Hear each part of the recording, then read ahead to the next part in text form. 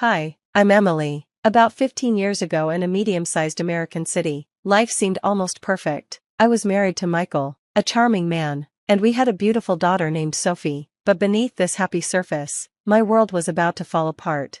One evening, Michael came home looking different. His usual warmth was gone, and he seemed cold and distant. He said, "Emily, we need to talk," avoiding my gaze. Then he told me he had filed for divorce. I was shocked. Divorce? Michael, what are you talking about? Is this some kind of joke? But it wasn't a joke. He explained that his mother, Elizabeth, had influenced his decision. She never liked me and believed I was too much for her own daughter. She convinced Michael that I didn't belong in their family.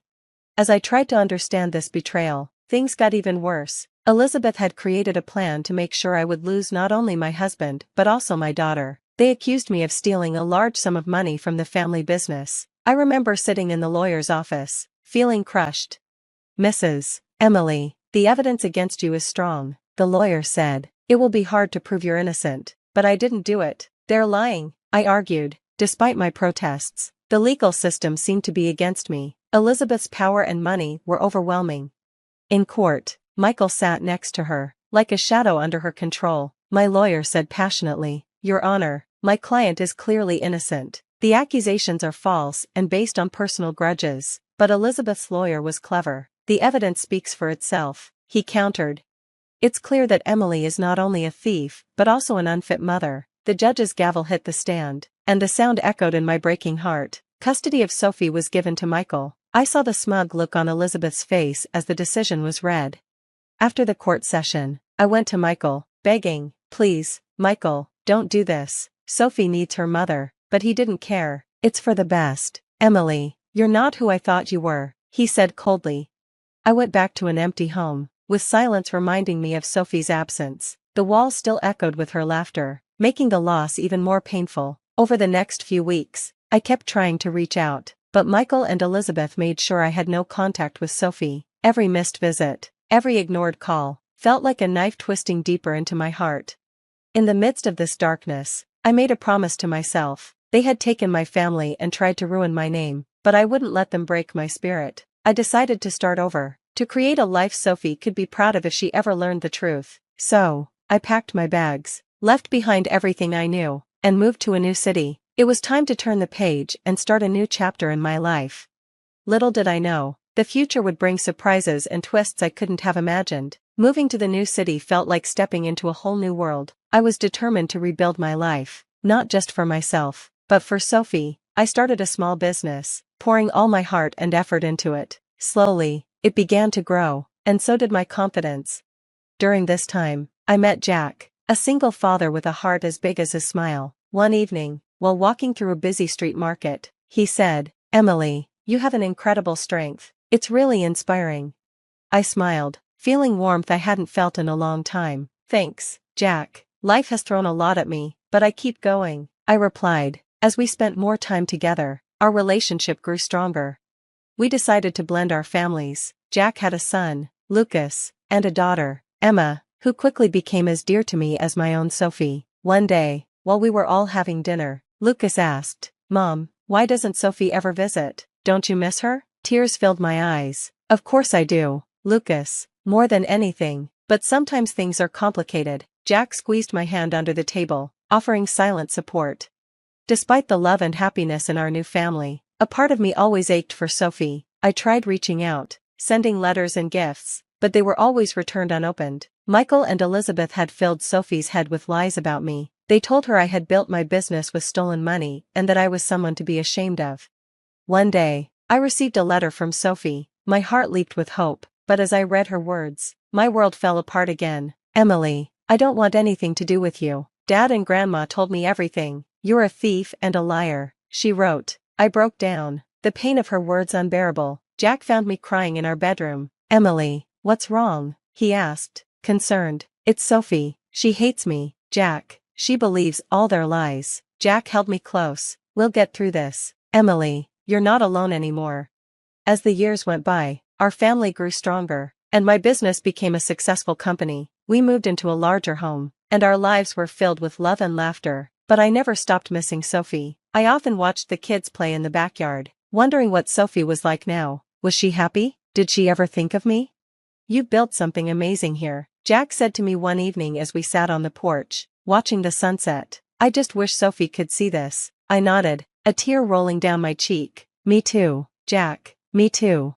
Little did I know, the truth about my past was about to come out in a way I never expected. Years passed, and my small startup had grown into a thriving business. I had become a well-known entrepreneur, but my heart still ached for Sophie. Meanwhile, Sophie had grown into a smart and independent young woman attending university. Although we were still estranged, I kept track of her achievements from afar and felt proud of her accomplishments. One day at the university, Sophie overheard a conversation that changed everything. Hidden behind the library shelves, she listened as Michael and Elizabeth spoke. I can't believe how easy it was to fool everyone, especially Emily, Elizabeth gloated. Framing her for theft was the best thing we ever did. Michael smirked and replied, yeah, and the best part is Sophie still believes every lie we told her about her mother. Sophie felt the ground slip beneath her. Shock, anger, and betrayal rushed through her as she realized how they had deceived her. Later that day, she confronted them. How could you lie to me all these years? You made me hate my own mother. Michael tried to explain, but Sophie wouldn't listen. I don't want to hear your excuses. I need to find out the truth for myself. Sophie stormed out, her heart heavy and her mind full of questions. Later, she reached out to me. I was in my office when I got her call. Mom, it's Sophie, can we meet? I need to talk to you, she said, her voice trembling. My heart skipped a beat. Of course, Sophie, anytime. We met at a quiet cafe the next day. The moment I saw her, all the years of pain and longing rushed back. She looked so much like the little girl I remembered, but she was all grown up. Sophie, I've missed you so much, I said, my voice full of emotion. Mom, I heard Grandma and Dad talking. They lied to me about everything, Sophie admitted, her eyes filling with tears. I reached for her hand. I know, Sophie, I've waited every day to tell you the truth. We talked for hours, sharing our pain and clearing up misunderstandings. Sophie was filled with regret. I'm so sorry, Mom, I should have known better. Can you ever forgive me? Tears ran down my face as I hugged her. There's nothing to forgive, Sophie, you're my daughter, and I love you no matter what. Reconnecting with Sophie felt like finding a missing piece of my soul. She started spending more time with me, Jack, and her half-siblings, fitting in like the final piece of a puzzle. One evening, while we were having dinner, Sophie looked around and said, I never knew what a real family felt like until now. I'm so grateful to be here. Jack smiled warmly at her. You've always been part of this family, Sophie. We're just happy you're here with us now. As I watched my family laugh and talk, a sense of peace washed over me. All the years of struggle and pain had led to this moment of joy and reconciliation, but I knew our story wasn't over. The truth about Michael and Elizabeth's lies had been revealed, and it was time for justice. In the courtroom, tension filled the air as Sophie took the stand. It was time to confront the years of deception. Can you tell the court what you heard on the day in question? The prosecutor asked. Sophie's voice was calm, but I could see the pain in her eyes. I overheard my grandmother, Elizabeth, and my father, Michael, bragging about framing my mother for a crime she didn't commit. They did it to keep me away from her, she testified. The courtroom gasped in shock. Michael and Elizabeth sat still, their faces pale.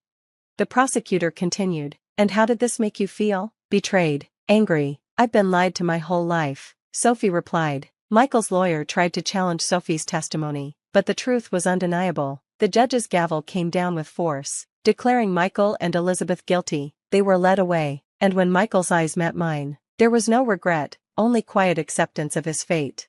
The courtroom buzzed with whispers as the judge gave the sentences. Elizabeth would serve time for conspiracy and perjury, while Michael was sentenced for his role in the false accusations. Outside the courtroom, Sophie hugged me tightly. I'm so sorry, Mom, for everything. I hugged her back, feeling a chapter of our lives close. It's over now, Sophie, we can finally heal.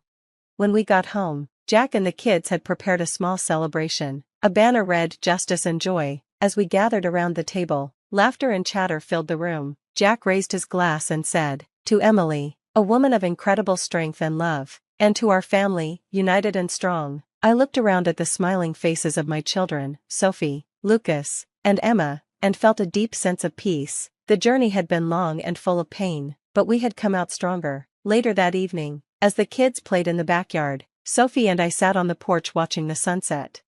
Mom, I can't change the past, But I promise to make up for it every day, Sophie said, holding my hand. I gently squeezed her hand back. You've already made me so proud, Sophie. We have our whole future ahead of us. As the sun set, casting a warm glow over our home, I realized this wasn't just a victory in court. It was a triumph of love, resilience, and the strength of family. And that's the end of my story, a journey from betrayal to justice and, finally, to love and unity. As we close this chapter, I want to leave you with a question. In this story, Sophie grew up believing lies about her mother, Emily, and only discovered the truth as an adult. If you were in Sophie's shoes, realizing you'd been misled about a parent your entire life, would you be able to forgive and rebuild the relationship? Or would the betrayal be too deep to overcome? Share your thoughts in the comments below. If you enjoyed this story, don't forget to like and subscribe to the channel for more stories. Your support means the world.